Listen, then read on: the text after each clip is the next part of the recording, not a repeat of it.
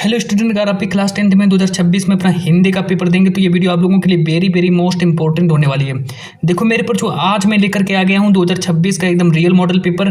बस आप लोग पेपर देने जैसे ही जाओगे, बोर्ड एग्जाम का जैसे ही आप लोग पेपर देने जाओगे, एग्जाम सेंटर में जैसे ही आप लोग बैठोगे, है ना, तो बिल्कुल सेम यही वाला मॉडल पेपर जिसका कोड रहने वाला 932 KD, ये वाला मॉडल पेपर आप लोगों के हाथ में दिया जाएगा। और मेरे पर जो देखो बिल्कुल सेम यही मॉडल पेपर जिसका कोड रहने वाला 932 KD, बिल्कुल यही वाला मॉडल पेपर आप लोगों को दिया जाएगा बोर्ड एग्जाम में।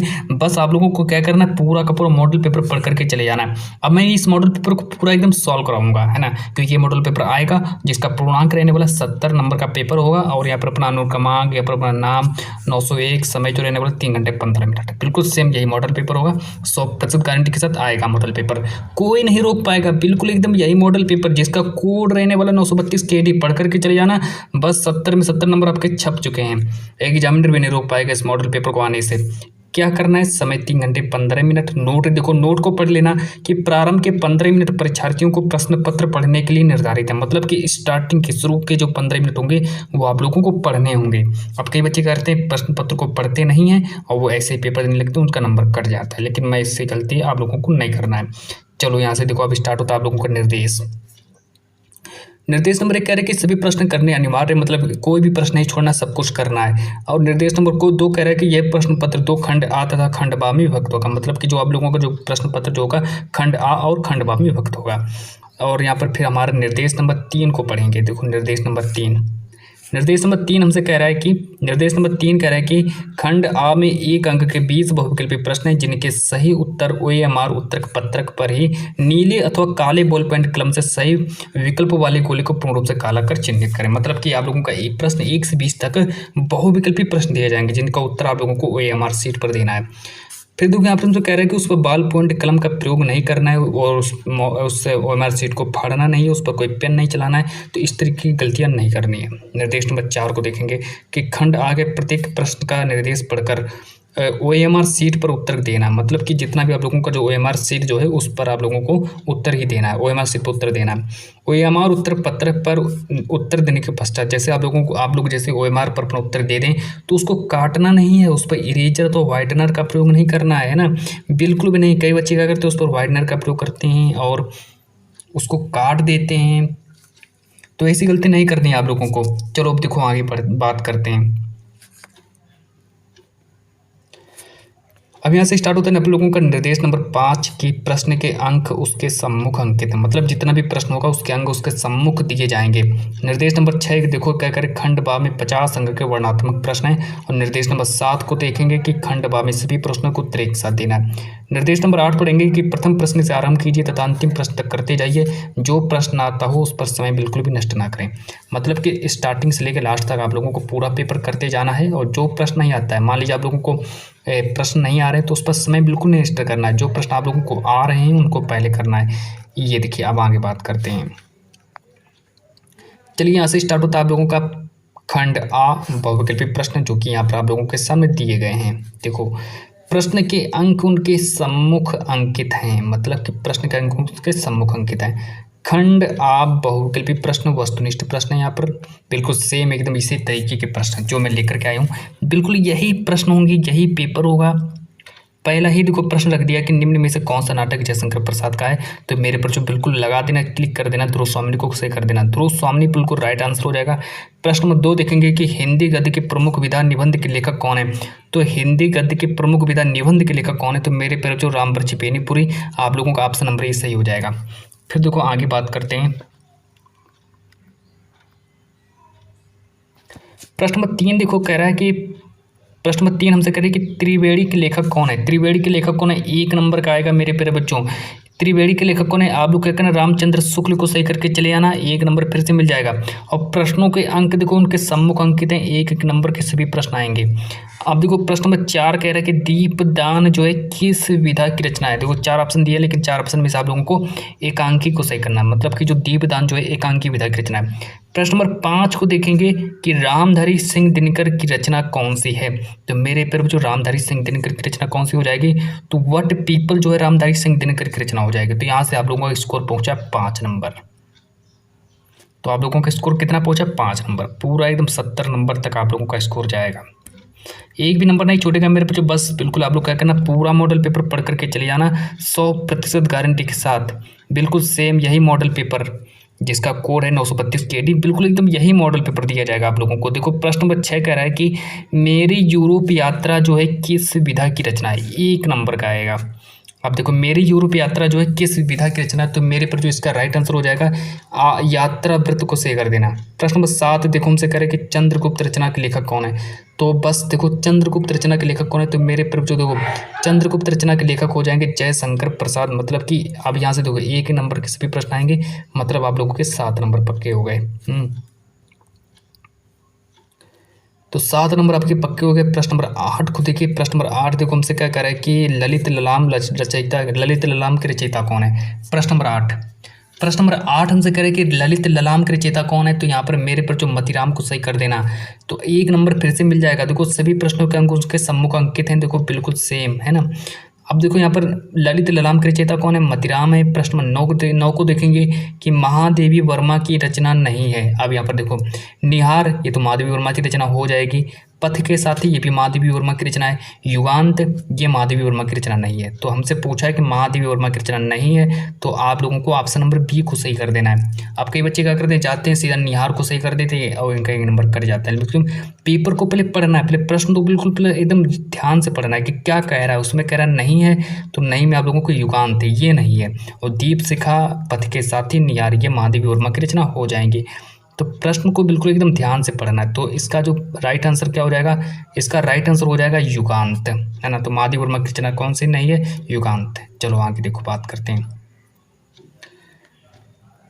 आगे देखो प्रश्न नंबर 10 हमसे कह रहा है कि जो बिहारी जो है किस युग के कवि हैं। बिहारी किस युग के कवि हैं, 1 नंबर का आएगा।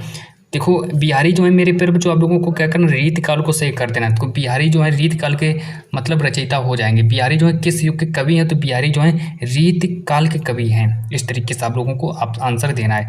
आगे देखो बात करते हैं कि नरेंद्र शर्मा की रचना कौन सी है ना। तो प्रश्न नंबर 11 कह रहे कि नरेंद्र शर्मा की रचना कौन सी है। तो आप लोगों को क्या करना, नरेंद्र शर्मा की रचना कौन सी है, तो मेरे पर जो आप लोग मुझे इसका कमेंट में जवाब दीजिए। प्रश्न नंबर 11 में आप लोगों के लिए छोड़ रहा हूँ, क्या आप लोग मुझे इसका जवाब दे सकते हैं। तो प्रश्न नंबर 11 का आप लोग मुझे खुद जवाब दीजिए, है ना। अब देखो आगे बात करते हैं प्रश्न नंबर 12 के बारे में। चलो एक प्रश्न तो आप लोगों के लिए बनता है क्योंकि पूरा मॉडल पेपर ही मिल चुका है, तो अब क्या दिक्कत। अब देखो प्रश्न नंबर 12 देखो बात करते हैं। एक प्रश्न तो आप लोगों के लिए बनता है। प्रश्न नंबर 12 हमसे करें कि रेणुका रचना के रचनाकार कौन है। रेणुका की रचना के रचनाकार कौन है, 1 नंबर का आएगा। रामधारी सिंह दिनकर को सही करके चले आना, मेरे पर जो 1 नंबर मिल जाएगा। रामधारी सिंह दिनकर को सही कर देना, पूरा 1 नंबर मिल जाएगा। प्रश्न नंबर 13 देखो कि भूषण जो है किस युग के कवि हैं, 1 नंबर का ये भी आएगा। भूषण जो है किस युग के कवि हैं, मेरे पर जो 1 नंबर का आएगा। तो यहाँ पर आप लोगों को क्या करना, भूषण जो हो जाएंगे ये हमारे रीत काल के कवि हो जाएंगे। तो यहाँ से स्कोर आप लोगों का पहुँचा 13 नंबर, आपका स्कोर पहुँच चुका है। मतलब आपके 13 नंबर पूरे पक्के हो गए, पूरा एकदम 70 नंबर पक्का हो जाएगा। आगे देखो बात करते हैं प्रश्न नंबर 14 के बारे में। प्रश्न नंबर 14 हमसे करेंगे करुण रस का स्थायी भाव क्या होता है। करुण रस का स्थायी भाव क्या होता है, पेपर में 1 नंबर का प्रश्न आएगा। तो करुण रस का स्थायी भाव मेरे पर जो आप लोगों को क्या करना, शोक को सही कर देना, 1 नंबर मिल जाएगा, है ना। यहाँ से आप लोगों के 14 नंबर पक्के हो गए। अब देखो प्रश्न नंबर 15 देखो क्या करें कि आहुति से गिर पड़ी चिता पर, मतलब कि आहुति से गिर पड़ी चिता पर चमक उठी ज्वाला सी, उपयुक्त पंक्ति में कौन सा अलंकार है। तो उपयुक्त पंक्ति में कौन सा अलंकार है, तो 1 नंबर का आएगा, है ना। ये प्रश्न नंबर मतलब 15 है। तो 15 का हमारा उपमा अलंकार से हो जाएगा। जहाँ पर हमको जैसे पेपर दिया जाएगा ये आप लोगों को, तो आप लोगों को उपमा अलंकार पर क्लिक कर देना, 1 नंबर मिल जाएगा। पूरा 15 नंबर देखो पक्के हो गए आपके, 15 नंबर पक्के हो गए। 16 प्रश्न नंबर 16 देखो क्या कह रहा है।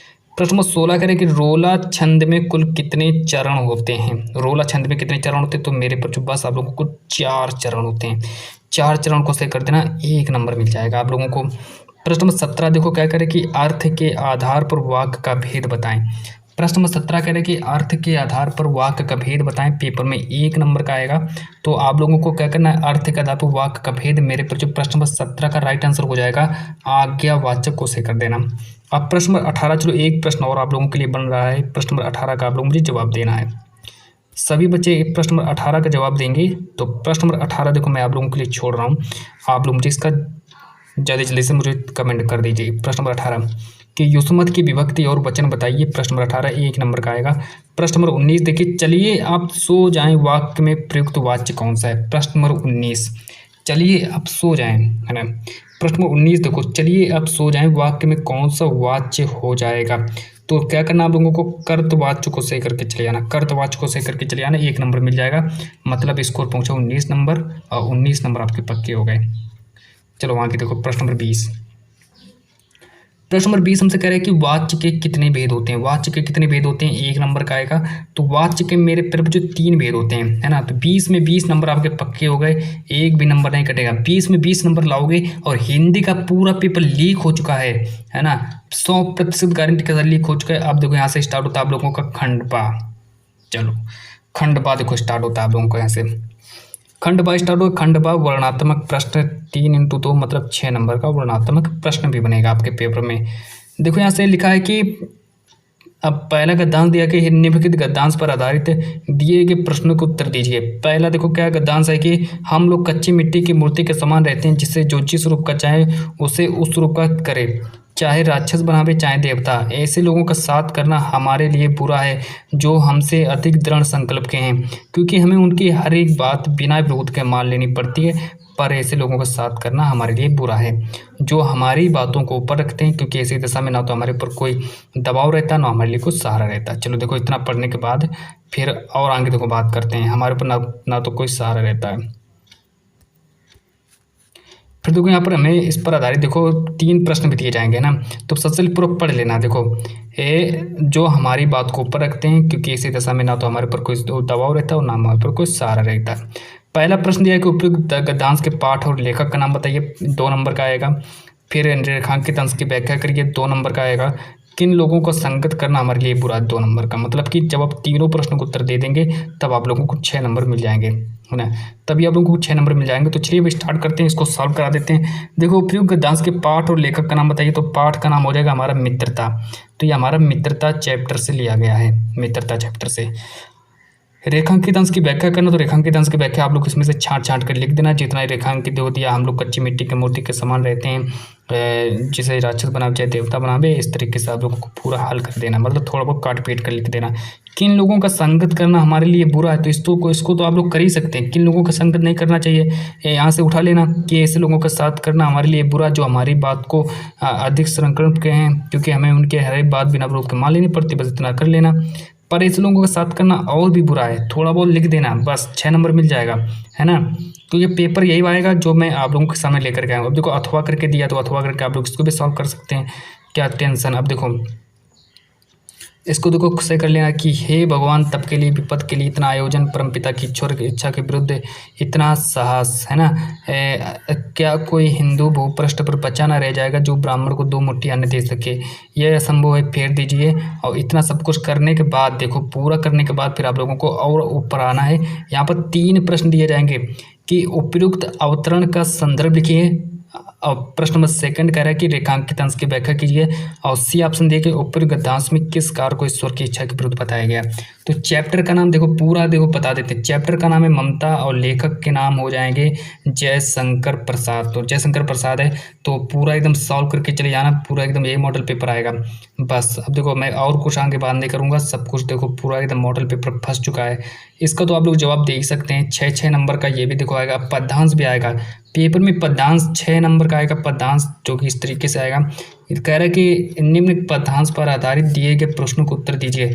चरण कमल बंदो हरियाई, जाकी कृपा पंगु गिरि लंगे, अंधे को सब कुछ दर्शाई, बहिरो सुने गूंगी पुन बोले, रंग चले सिर छत्र धराई, सूरदास को स्वामी करुणामर बार बार बंधुती पाई, है ना। तो सूरदास जो द्वारा लिखा गया। तो इस पर आधारित 3 प्रश्न भी देखो हमको दिए जाएंगे, जो इस तरीके से 3 प्रश्न। पहला प्रश्न है कि उपयुक्त पद्यांश का संदर्भ लिखो। तो संदर्भ आप लोग बना कर लिख देना। रेखांकित अंश की व्याख्या करो, रेखांकित अंश की व्याख्या बना कर लिख देना। कुछ किसी से भी आप लोग ढूंढ करके इसको पूरा सॉल्व कर लेना पेपर को, क्योंकि पेपर मैंने आप लोगों को दे दिया है, बिल्कुल पढ़ करके चले जाना पूरा सेम मॉडल पेपर। बार बार बंदो तीपाई में कौन सा अलंकार है, पूरा एकदम पढ़ लेना। अब देखो अगर आप लोगों को इसका आंसर नहीं याद है तो आप लोगों के सामने एक और मॉडल और एक और देखो प्रश्न दिया है यहाँ पर, ये वाला अथवा करके दिया है कि सुनि सुंदर बहन सुधारस, साने से आनी जानकी जानी भली, तिरछे करी नैन देसैन, तिन्हें समुझाई कछु मुस्काई चली, तुलसी तेहि अवसर सोहे सबे अवलोकति लोचन लहु अली अनुराग तड़ाग में भवनु उदय बेकिसी मनो कुंजल कंजकली। इस पर इतना पढ़ने के बाद फिर ये देखो यहाँ पर दिया आप लोगों के सामने है ना। तो इतना इतना सब कुछ करने के बाद 3 प्रश्न इस पर दिए जाएंगे। पहला प्रश्न है जो कि 2 नंबर का आएगा कि उपयुक्त पदांश का संदर्भ लिखो। सेकंड प्रश्न है कि रेखांकित अंश की व्याख्या करो, 2 नंबर का आएगा। तीसरा है कि सीता जी क्या समझ गई, तीसरा प्रश्न है, तो 2 नंबर का आएगा। मतलब 6 नंबर का आएगा। पूरा एकदम सॉल्व करके चले जाना और पूरा एकदम पेपर ही पढ़ लेना। चलो यहाँ से देखो इंपॉर्टेंट चीज़ें स्टार्ट होती हैं। वाराणसी चैप्टर से लिया गया है। तो आप लोगों को देखो अथवा करके दिया है 3+2 मतलब 5 नंबर का दिया है कि प्रश्न नंबर 3 कह रहा है कि निम्नलिखित संस्कृत पद्यांश का संदर्भ सहित हिंदी में अनुवाद करो। तो निम्नलिखित पद्यांश दिया है ना। गद्यांश एक गद्यांश आएगा, एक पद्यांश आएगा, है ना। प्रश्न 3 करें कि नागरिका बहुकालम यावत अचिंत्यत पर प्रहेलिकाया उत्तर दातुम समर्थम न अभवत अथा ग्रामीणम अवदत अहिम अस्याः प्रहेलिकाया उत्तरम न जानामि इदं श्रुत्वा ग्रामीणा अकथयत यदि भवान् उत्तरम न जानाति तर्हि ददातु 10 रूप्यकाणि अथा नलमुखे नागरिकेण शर्तानुसार 10 रूप्यकाणि ददानि। देखो अथवा करके भी दिया, लेकिन आप लोग क्या करना, इसको ही सॉल्व कर लेना है। इसको अगर नहीं सॉल्व करना, कई बच्चों को इसका आंसर नहीं याद होगा, तो एक और देखो पूछा गया नीचे, देखो ये वाला देखो पूछा गया अथवा करके दिया है कि वाराणसी सुविख्यात प्राचीना नगरी एवं विमल सलिल तरंगाया गंगाया कोले स्थिता अस्य घट्टा नाम वलयकृति पंक्ति धवलायम चंद्रिकायम बहुराजते आगणिता पर्यटका सुदूर देश पे नित्यम अत्रायंती अस्य घट्टानाम च शोभावलोकम इमाम बहु प्रशंसन्ति। देखो अब यहाँ से क्या करना आप लोगों को, देखो 2 नंबर का आप लोगों का पूछा जाएगा, संदर्भ लिख देना, और हिंदी में अनुवाद पूछा जाएगा जो कि 3 नंबर का आएगा। तो यहाँ से आप लोगों का 5 नंबर पूरा पक्का हो जाएगा, है ना। तो इसलिए देखो हमारा चैप्टर है वाराणसी चैप्टर से लिया गया, वाराणसी चैप्टर से लिया गया, तो पूरा समझ लेना, इसको पढ़ करके चले जाना पूरा। अब यहाँ से देखो आप लोगों के सामने यहाँ से पूछा गया कि दिए गए प्रश्न नंबर 4 देखो कि दिए गए संस्कृत पद्यांश का संदर्भ सहित हिंदी में अनुवाद कीजिए, 5 नंबर का आएगा। कि दिए गए संस्कृत पद्यांश का संदर्भ सहित हिंदी में अनुवाद कीजिए, 5 नंबर का आएगा। पहला ही देखो प्रश्न दिया गया हतो व प्राप्स्यसि स्वर्ग जित्वा व भोक्षसे रहिम निरसी निर्ममसो भूत्वा हिरस्व विगत ज्वरा। इतना पढ़ने के बाद देखो इस पर आप लोगों को संदर्भ लिखना है और हिंदी में अनुवाद करना है। जब आप लोग इतना पूरा कर दोगे तो 5 नंबर मिल जाएगा आप लोगों को। अथवा करके दिया है कि अपदो दूरगामी चा साक्षरो नाचा पंडिता अमुख स्फुट वक्ता चा योजनाति सा पंडिता, ये भी 5 नंबर का आएगा। लेकिन आप लोगों को एक करना है, तो आप लोग ये करो या फिर ये करो, मतलब 2 में से एक ही करना है, दोनों नहीं करना, एक करना है बस। अब यहाँ से देखो स्टार्ट होता है आप लोगों को 5।